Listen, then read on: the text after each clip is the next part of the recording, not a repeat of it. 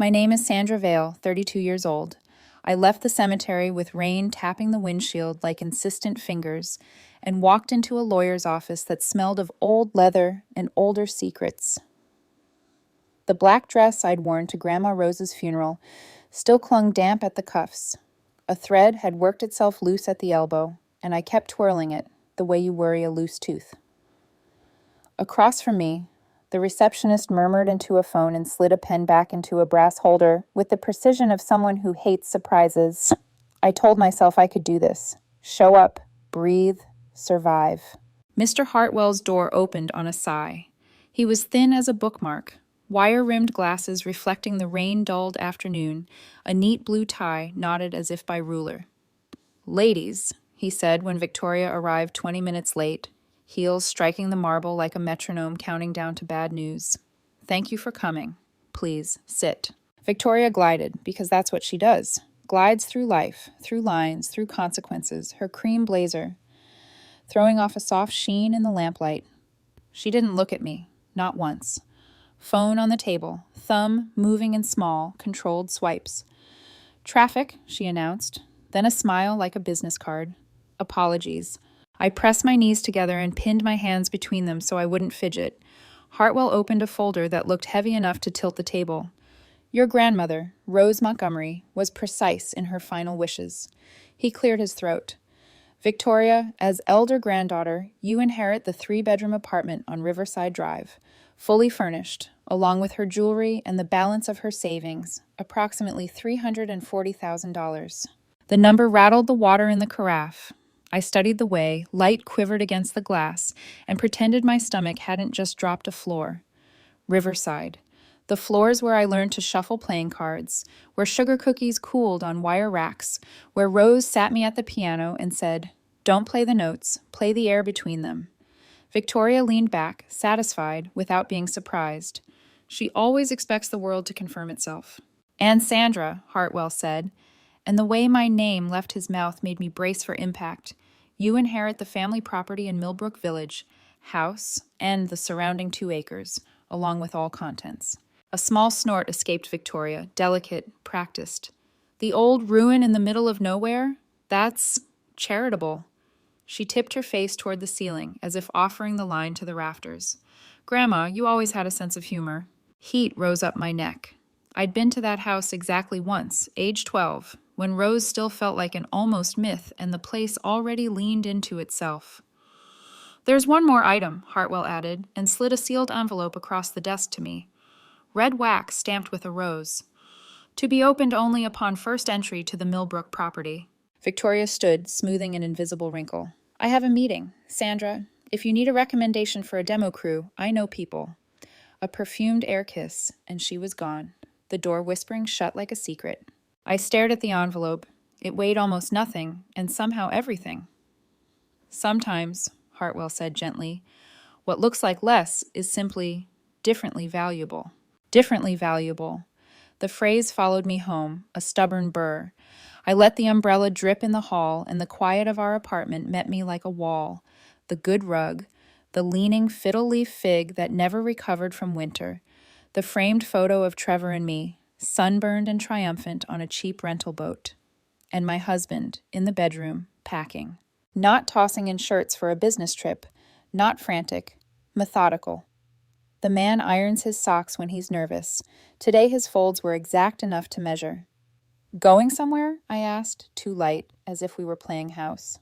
He didn't look up. 8 years, and I knew every jaw angle he had. This one was his difficult conversation jaw.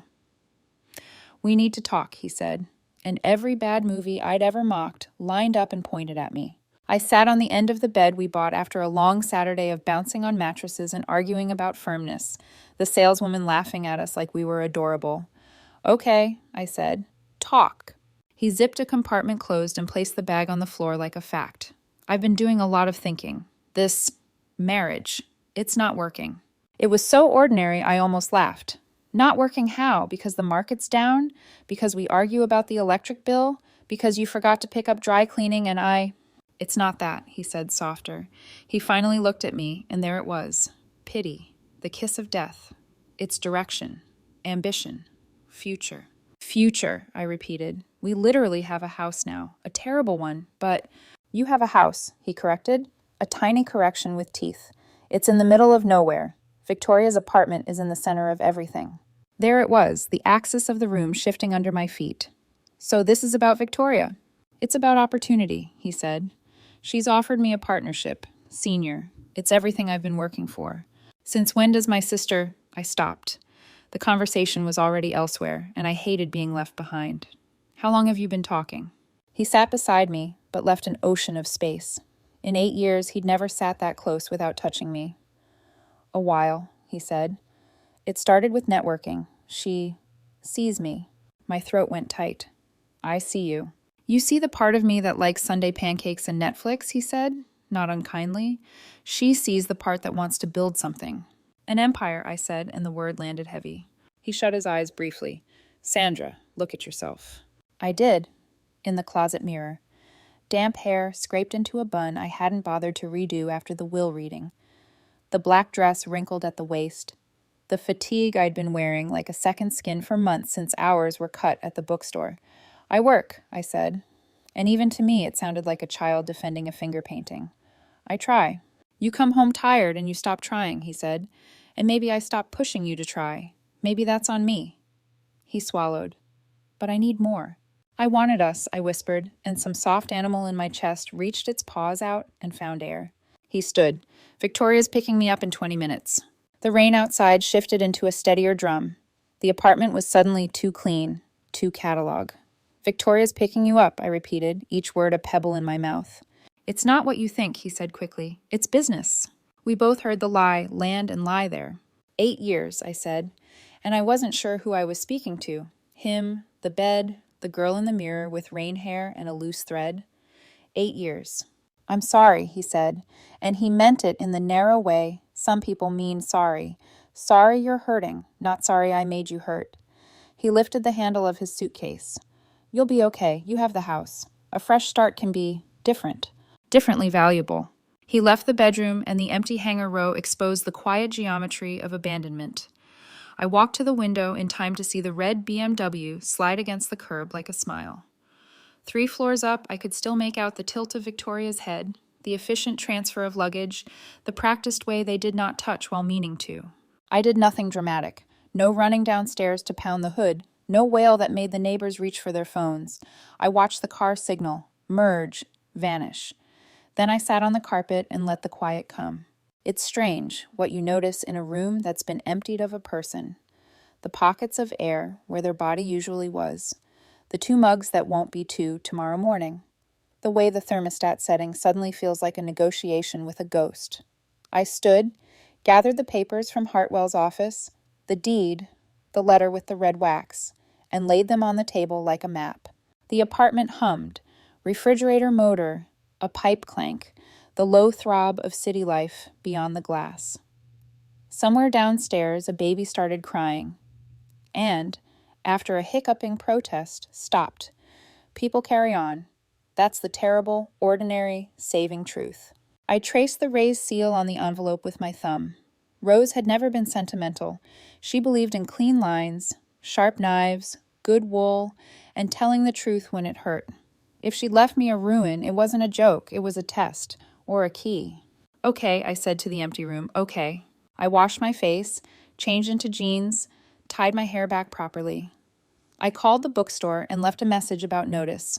Then I opened my laptop and searched satellite internet providers near a town I barely remembered and a road I couldn't picture. Practical things. Gas stations within 30 miles. The nearest hardware store. Motels along the route in case the truck gave out. The rain eased. Traffic thinned into a hush. I packed a bag, work gloves, flashlight, bottled water, a roll of contractor bags, because if there was one thing Rose had taught me, it was this. When the world breaks you open, keep your hands busy while your heart decides what to do next. I set the alarm for dawn. When the bedroom light clicked off, the dark settled around me like a cloak. Somewhere, far from Riverside and red cars and polished marble, a door I hadn't seen in 20 years waited behind a wall I didn't yet know. I could almost hear it, the faintest thrum beneath the rain, like a house drawing breath.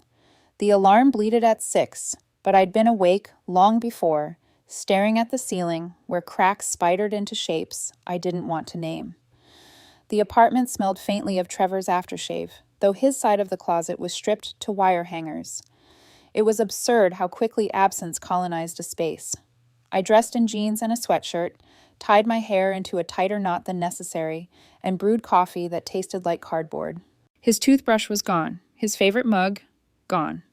The silence was the worst, too clean, like a wound just sutured.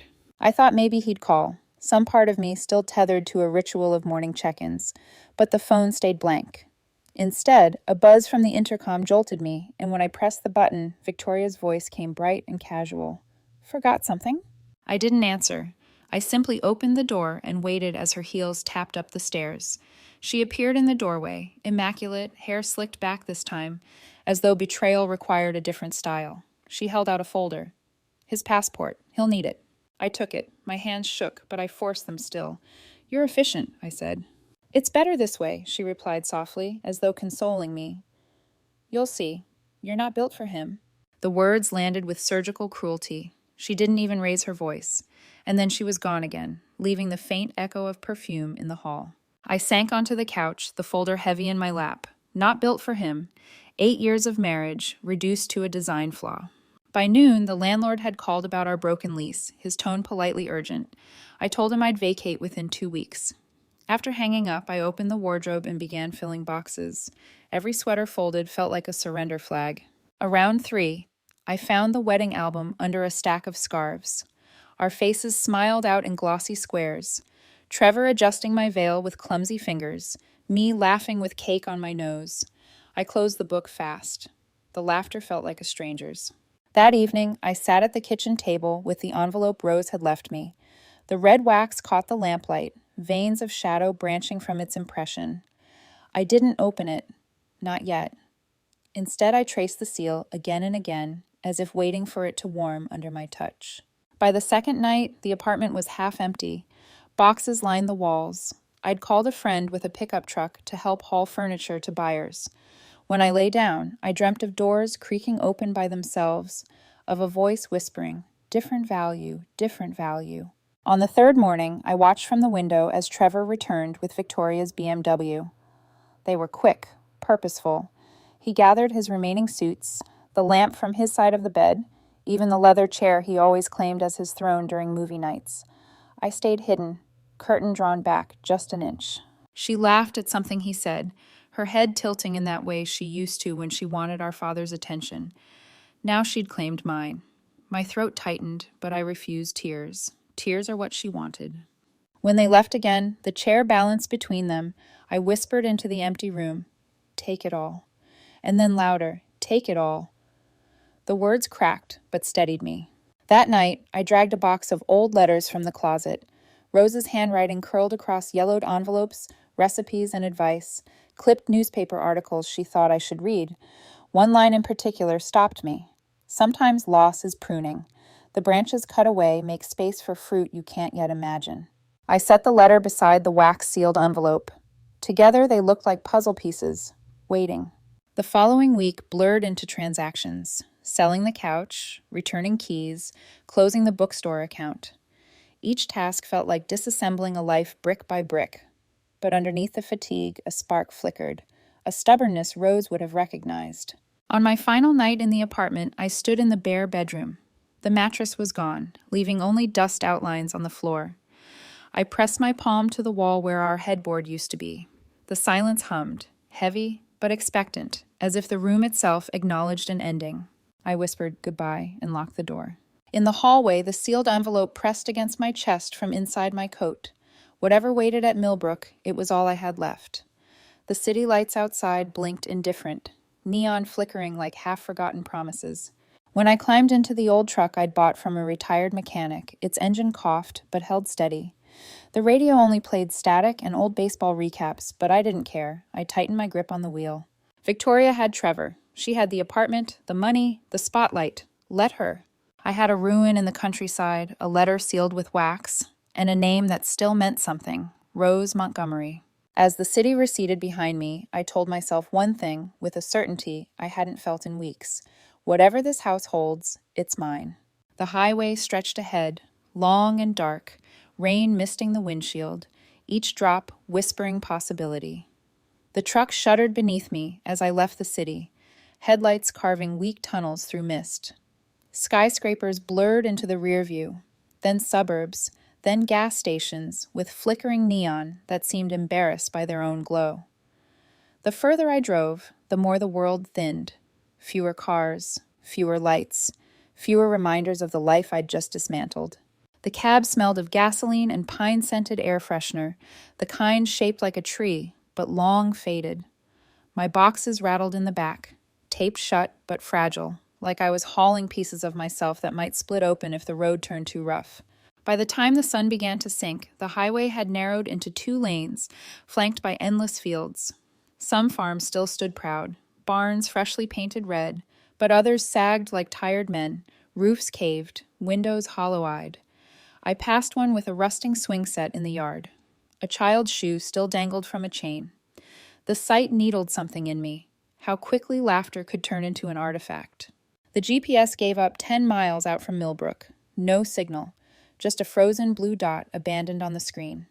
I pulled the hand-drawn map from the glove box, Hartwell's neat pen strokes labeling landmarks, as though guiding me into another century. Turn left at the dead oak.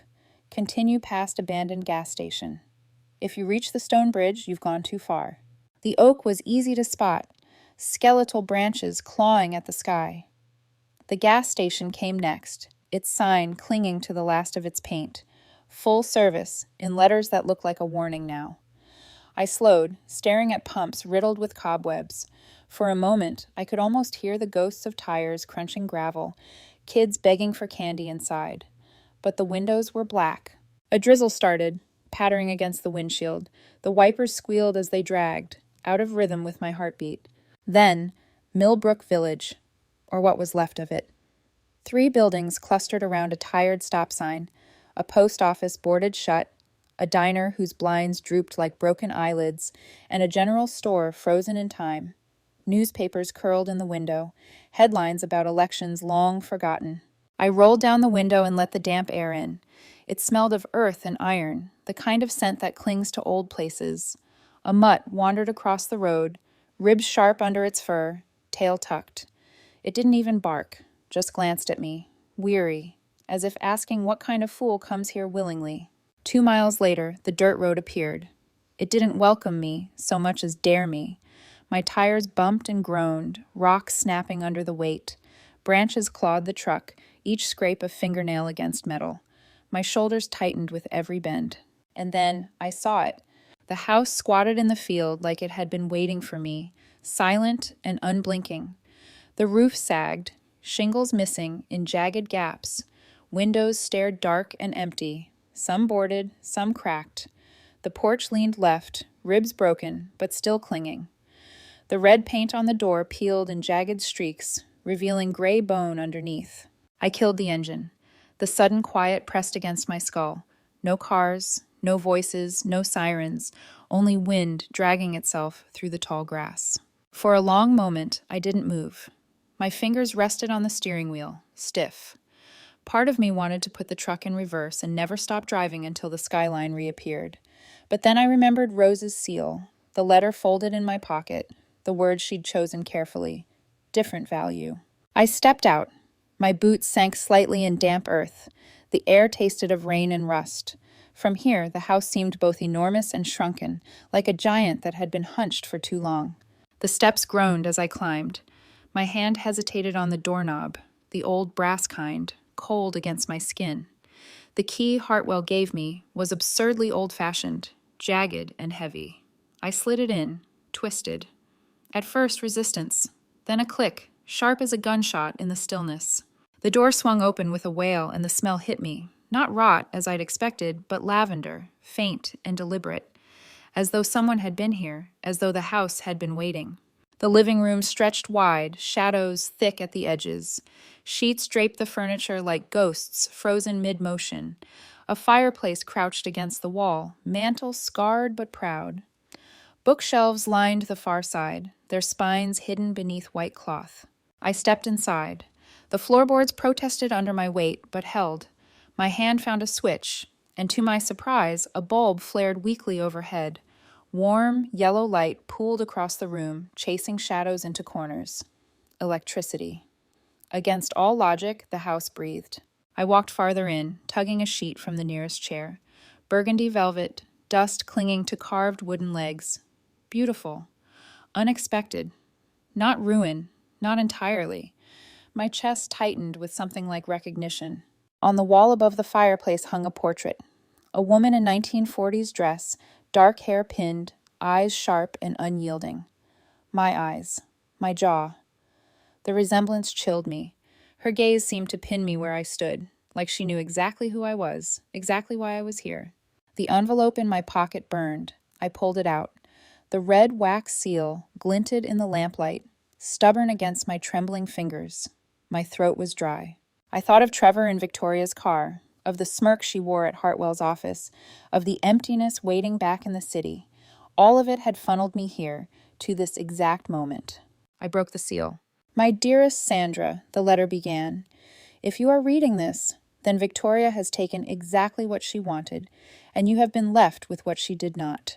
That is by design. I gave her what she could see, and I gave you what she could not." My hand shook, but I kept reading. "The house is not ruin. It is sanctuary. It has been kept, cared for, paid for by a trust she knows nothing about. You will find answers here, answers to questions you don't yet know to ask. There is a door in the basement behind the wine rack. That is where your true inheritance begins."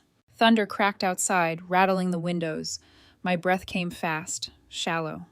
A door in the basement, a secret waiting. I folded the letter carefully, slipped it back into the envelope, and looked around the room with new eyes. The house wasn't abandoned. It was armed. And now it was mine. I stood in the middle of the living room, the letter still in my hand, the storm rattling the windows like a warning. My grandmother's words pressed against me, heavier than any inheritance. A sanctuary, a trust, a door in the eyes, in the matamit. The letter trembled between my fingers as though it might dissolve in the damp air. Rose had always been deliberate, never one for sentimental riddles. If she wrote about hidden doors, she meant it. I looked around again. The furniture under sheets, the shelves lined with mystery, the portrait of the woman with my same eyes. The whole house hummed like a secret whispered too low to catch. The storm intensified, rain clattering on the roof and sheets, thunder rolling over the hills. I pulled the sheets from the chairs one by one, needing to see what lay beneath. A set of carved dining chairs, polished oak table, a velvet couch whose color had barely faded. Everything was preserved, as though waiting for an audience. The smell of lavender returned each time I moved fabric, not faint this time, but stronger, lingering. Someone had kept this place alive, someone who wasn't supposed to exist. The kitchen was next. Cabinets opened smoothly, hinges oiled, canned goods lined the shelves. New, not relics, flour and sugar in sealed jars.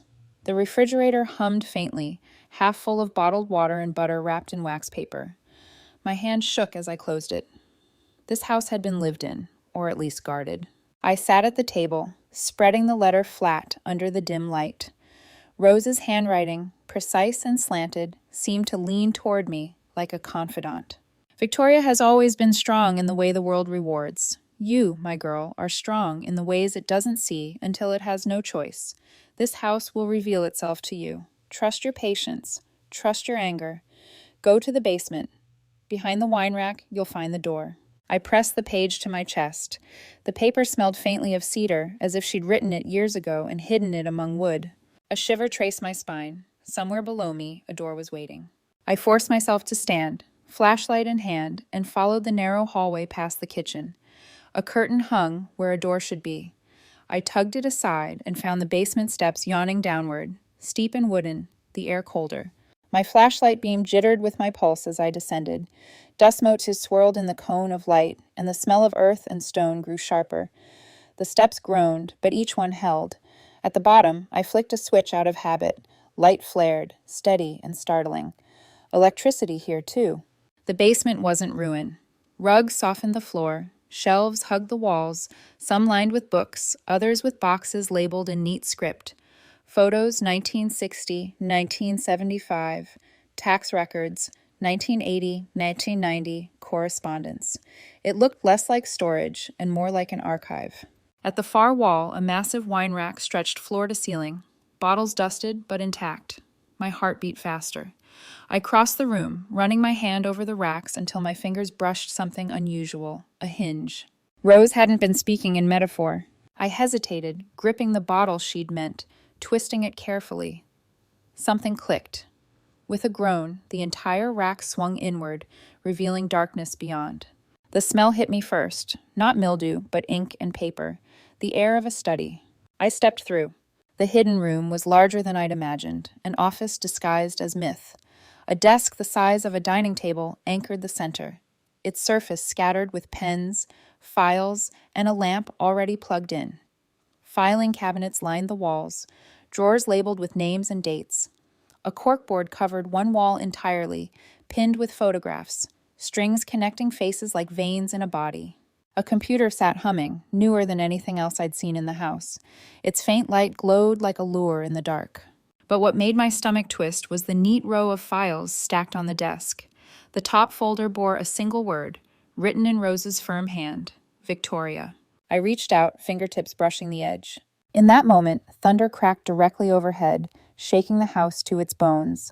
The light flickered, then steadied. I pulled the folder open. Inside, photographs. Victoria in hotel lobbies with men in tailored suits. Receipts, phone records, bank statements traced to shell companies. And in the middle, a page dated 2 years ago. Initial contact with Trevor Vale. My chest caved. She hadn't stumbled into Trevor. She'd hunted him. The storm above roared as if it knew what I'd just learned. I pressed my palm against the desk to steady myself. The room wasn't just a study. It was a vault of sins, curated and cataloged by my grandmother. And I wasn't sure if I was meant to guard it or unleash it. The rain eased to a thin drizzle by morning, but the basement still carried the storm's echo.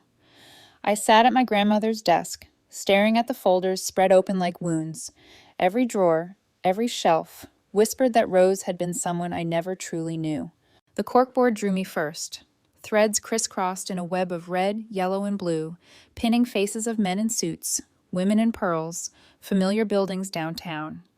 Newspaper headlines were sliced and pinned. Zoning scandal, sweeps commission, hospital profits questioned, judge under scrutiny. At first glance, it looked like a conspiracy theorist's collage. But the handwriting on the notes, precise, deliberate, was my grandmother's. Her voice came back to me in fragments. Never mistake silence for weakness. Never assume what people show you is all they are. She'd said those things when I was young, over chessboards, or when she taught me how to shuffle cards. I thought she was being eccentric. Now I saw she was laying groundwork. I pulled open a drawer labeled City Planning Commission. Inside were manila folders, each bursting with receipts, photographs, even audio transcripts. I skimmed one, a commissioner accepting payments for zoning favors. Another folder revealed a judge altering custody rulings for bribes. My throat tightened. Rose had been watching everyone, waiting, collecting. But the folder marked Victoria was different. Larger, heavier, a whole drawer dedicated to her, its edges frayed from use. My hand shook as I slid it out, the weight nearly toppling me. I set it on the desk and opened the cover. The first page was a timeline, Victoria's early jobs, each annotated with neat notes. Sabotaged competitor, rumor confirmed by insider, gained promotion within 6 months. The further I turned, the darker it grew. Photos of her slipping into hotel rooms with executives whose names I recognized, bank transfers to offshore accounts, handwritten notes. Cultivating Trevor Vale began 2 years ago. My pulse hammered in my ears. Rose hadn't been blind. She'd seen this coming. She'd known Victoria's hunger would stretch until it devoured me too, and she'd written it down, proof layered so thick it couldn't be denied. I shoved the file shut and pressed both hands to my eyes. Images seared into me. The smirk at the lawyer's office, the way Trevor wouldn't touch me as he sat beside me on the bed. It hadn't been chance. It had been a campaign. When I opened my eyes again, the computer's glow pulled me closer.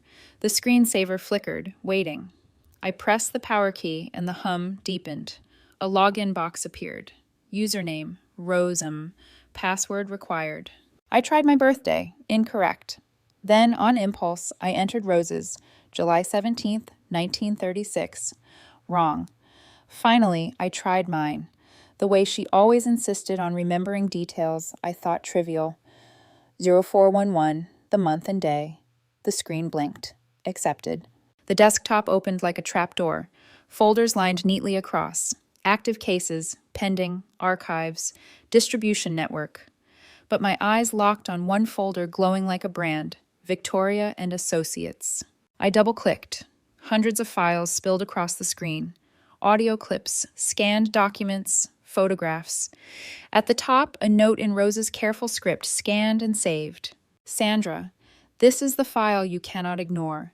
She has built her empire on ruin, and she has always resented that you stood in the light of my affection. Trevor was her masterstroke. Don't underestimate her hunger, but don't underestimate yours, either. The words blurred as my vision swam. My grandmother hadn't been warning me. She'd been preparing me. A floorboard above groaned, sharp and sudden. My breath caught. The house was supposed to be empty. I killed the monitor and listened. Silence. Then only the faint drip of water from the storm.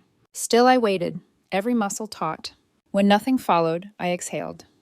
Maybe the house was just settling. But the sound carried weight, as though the house itself had leaned closer, reminding me I wasn't alone. Not really. I turned the screen back on. The next folder read, The Network. Rose hadn't just gathered information. She'd built connections. Journalists, federal agents, prosecutors, each labeled with contact notes. Draft emails sat in a subfolder, pre-written with evidence attached, waiting for someone brave or desperate enough to hit send. I leaned back in her chair. The leather creaked, a sound that felt like approval. All these years, Victoria believed she was the clever one, the survivor, the winner.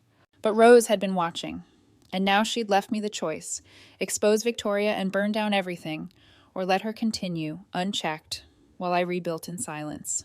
A chill ran through me. The storm had passed, but in this basement, something darker was just beginning.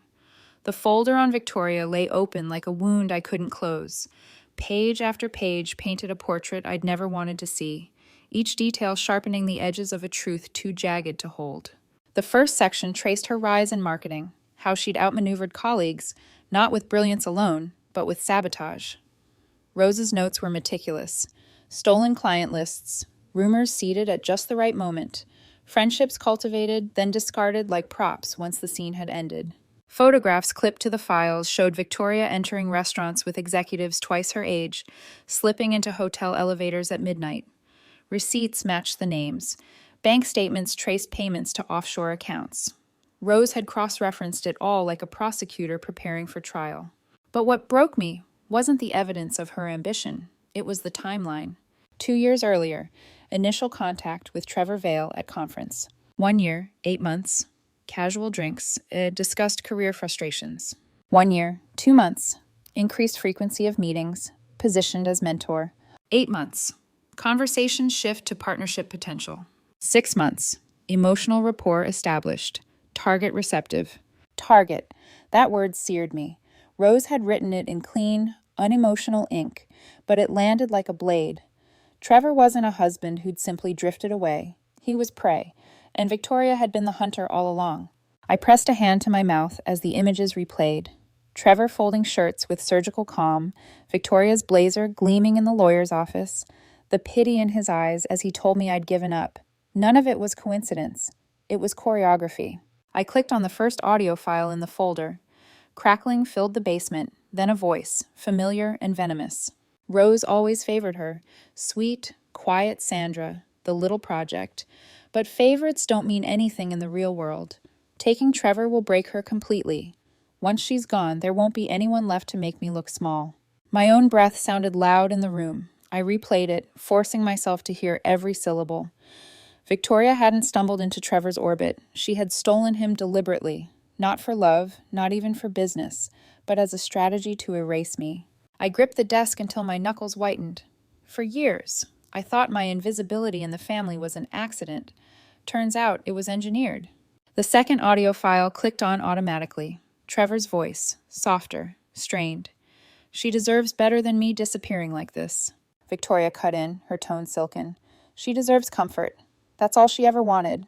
But comfort isn't ambition, Trevor. And you were meant for more. With me, you'll be more. The sound of clinking glasses ended the recording. I slammed the laptop shut, bile rising in my throat. I wanted to hurl the machine across the room, but Rose's voice echoed in memory. Never destroy evidence in anger. Use it when it matters most. I opened the file again. The final section wasn't just about Victoria's corruption. It was instructions, notes scribbled in Rose's hand. The files are chronological. Start recent. Work backwards. Password, your birth date. The network is waiting.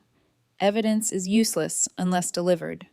Patience first, anger later. I leaned back in the chair, heart pounding. Rose hadn't built this archive just to expose strangers. She had prepared it for me, to weaponize when the time was right. And that time, whether I wanted it or not, was now. The rain above had stopped, leaving a silence thick enough to hear my own pulse.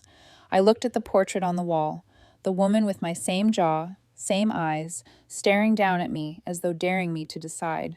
Victoria had stripped me bare, my husband, my home, my dignity. She thought she'd left me broken.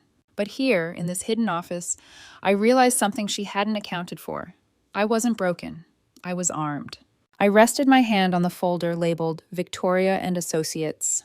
Its weight felt different now, not just betrayal, but ammunition. And the war hadn't even started. The next morning, pale light filtered through the cracked blinds upstairs, but I barely noticed.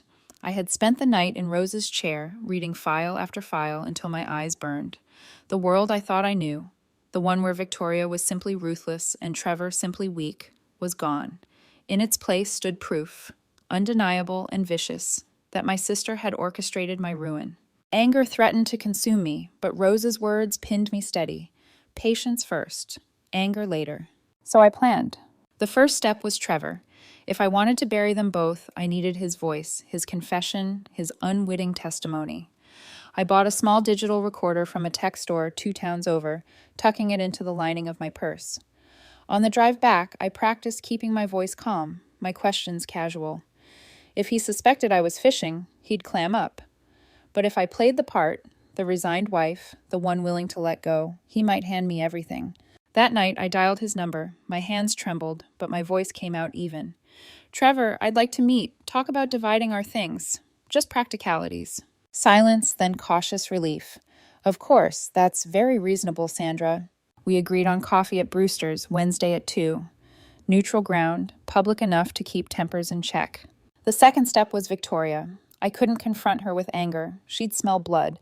No, I needed to dangle something she couldn't resist. Wealth. So I fabricated a story about Rose's estate, how I'd uncovered accounts tied to the Milbrook house, investments hidden in trust funds. Half-truths wrapped in bait. I called her office line the following evening. Predictably, she answered briskly, irritation tucked under her polished tone. Sandra, I'm in the middle of something. I know, this won't take long. It's about the house. Her silence sharpened. Go on. There's more to it than we thought. Investments, accounts. I'd rather not say over the phone. Maybe lunch Friday? Another pause, then her voice softened, almost conspiratorial. Meridian, noon. And Sandra, don't mention this to anyone else. The third step was Rose's network. I spent hours digging through her folders, marveling at the precision. Journalists, prosecutors, FBI agents, all vetted, all waiting. Draft emails sat ready, evidence attached, subject lines crisp and lethal. I only needed to add context. My context. I forced myself to wait. One move at a time. First Trevor, then Victoria. Their words, captured by me, would be the final nails in the coffin Rose had been building for decades. On Tuesday, I rehearsed. I sat in the dusty living room, practicing the tilt of my head, the tremor of my voice, the way resignation might soften my words. I practiced smiling through imagined pain. It felt like acting in a play written long before I was born. That night, I dreamt of Rose. She stood in the kitchen, flour dusting her hands, her eyes sharp but kind. You'll be tested, she said, not by what they do, but by how you answer. I woke before dawn, her words ringing like a bell. Wednesday arrived gray and wet. I slipped the recorder into my purse, checked the battery twice, and drove to Brewster's. The cafe buzzed with students and office workers, their chatter a cover for the storm brewing. At my table in the corner. When Trevor walked in, he looked different, polished, purposeful, a man playing the role of someone newly chosen. He smiled awkwardly. "You look good. Country air must suit you." I returned the smile, steady, patient. "Thank you. You look successful." And then I pressed record. The game had begun. Brewster's smelled of burnt espresso and wet umbrellas. I sat in the corner, my purse angled just so, the recorder's red light hidden beneath a flap. Trevor settled across from me, his jacket too crisp, his smile too careful. 8 years of marriage, and I'd never seen him look so much like a stranger. We made small talk first. Leases, furniture, who would keep what. His voice carried that rehearsed calm of someone desperate not to be the villain. I nodded, offered polite answers, let him believe I was folding gracefully. Then, like bait, I asked, "What changed, Trevor? You never looked at her that way before." He hesitated, ran a hand through his hair, a nervous tick I knew by heart. "She saw me. She saw what I could be. You wanted comfort. She wanted more." My throat burned, but I smiled as if accepting his truth. "And you never thought she was using you?" He shook his head too fast, eyes darting. "It's not like that." His words spilled, defensive, eager. "She's ambitious, yes, but she believes in me. You never—" He stopped, realizing too late he'd given me what I wanted. The recorder hummed quietly, devouring every syllable. By the time we parted, his shoulders had loosened, convinced he'd been heard. I kissed his cheek, one final act of theater, and left with proof humming in my bag. 2 days later, Friday, Meridian gleamed like a shrine to power. Glass walls, white tablecloths, waiters with eyes trained not to see. Victoria was already there, of course, back straight, wine glass in hand, diamonds catching the light. She kissed me on both cheeks, her perfume sharp enough to sting. "You look well," she said, though her eyes searched me like a threat. I let my voice tremble with just enough vulnerability. "I found something. Rose left accounts, hidden investments tied to the house. It's more than either of us realized." Her fork paused midair. "How much more?" I slid a folder across the table, filled with carefully selected documents from the basement. Enough to tantalize, not enough to reveal the trap. "At least 2 million, maybe more." Her pupils widened, greed blooming behind her composure. "And you want to split it?" I nodded. 50-50, the way it should have been. She leaned closer, her smile syrupy and false. "That's very generous, Sandra." I held her gaze, every muscle in my body taut. Generous. The word sat between us like poison. By Sunday, back in the Milbrook house, I locked myself in the basement and assembled my arsenal. Rose's files, Trevor's recorded confession, Victoria's hungry acceptance of the bait, all of it ready. The emails were already written, each one tailored to a recipient in Rose's network. I added my recordings, scanned my documents, polished the details until no lawyer could dismiss them. At 2:55 a.m. Wednesday morning, I sat at Rose's desk, laptop glowing against the dark. 43 emails queued, attachments loaded. My hands hovered over the mouse. The portrait of Rose watched from the wall, her eyes steady, patient. "This is for both of us," I whispered. At exactly 3 o'clock a.m., I clicked send all. The whir of the laptop's fan filled the silence. Nothing exploded. No alarm sounded. But somewhere, inboxes lit up. Journalists blinked awake. Federal agents leaned forward. By sunrise, the strike had begun. The first wave hit by dawn. My inbox filled with replies. Journalists hungry for quotes, investigators requesting follow-up, lawyers asking for secure transfers of files. Each message confirmed what Rose had promised. The network was real, and it was waiting. By afternoon, articles began appearing online. Headlines about zoning scandals, whispers of insider trading, questions about corporate fraud. Victoria's name wasn't yet printed, but the shadows of her empire were already trembling. That evening, Trevor called. His voice carried a frantic edge I'd never heard. "Sandra, what's happening? Reporters are calling the office. The FBI came by. Victoria hasn't slept in 2 days." I said nothing at first, listening to the panic he once reserved for me when deadlines loomed. "Trevor," I asked finally, "do you think she wanted you for who you are, or for what you could give her?" He stammered. I let the silence answer. The second wave broke the following day. A front-page story named Companies Victoria had gutted, evidence attached like anchors dragging her down. Her phone calls to me multiplied, 13 in 1 hour, then 17 the next day. Each voicemail grew sharper, her voice frayed. "You don't understand what you've done," one message hissed. "You've destroyed Trevor too. He's finished because of you." But Trevor had chosen her. He'd chosen ambition wrapped in diamonds, not the quiet of Sunday mornings. If her fall swallowed him too, it was the cost of aligning with a predator. By Friday morning, the dam burst. The Herald Tribune ran the headline, "Rising Executive Linked to Multi-Million-Dollar Fraud." Photographs accompanied the story. Victoria slipping into hotels, bank records, tying her to shell companies, audio of her sneering about breaking me. My sister's name trended for all the wrong reasons. That night, she finally reached me directly. Her voice on the phone was wreckage, hoarse, cracked. "You did this, all of it." I sat in Rose's chair, watching the stormless night outside. "No, Victoria, you did this. I just made sure people saw it." Her silence stretched, then a whisper. "You've destroyed your only family." I almost laughed. Family doesn't strip you bare and call it sport. Family doesn't steal your husband to prove you're weak. You destroyed that word long before I did. The line went dead. Months passed. Trials unfolded, slow and merciless. Victoria was sentenced to 4 years in federal prison. Tax evasion, money laundering, conspiracy. She wept in court, but the cameras caught everything. The fall of a woman who thought herself untouchable. Trevor avoided prison, but his career burned to ash. He moved out of state, managing sales for a company that had never heard of Victoria. He called once, voice heavy with regret. "You could have taken her down without taking me too." "No," I said simply. "You tied yourself to her. You knew the cost." I hung up, and that was the last time I heard his voice. Meanwhile, the house transformed. I repaired the roof, painted the walls, cleared the garden. Rooms once silent became alive with new purpose. The basement office turned into my headquarters. I took Rose's files and made them my work, helping others who had been crushed by people like Victoria.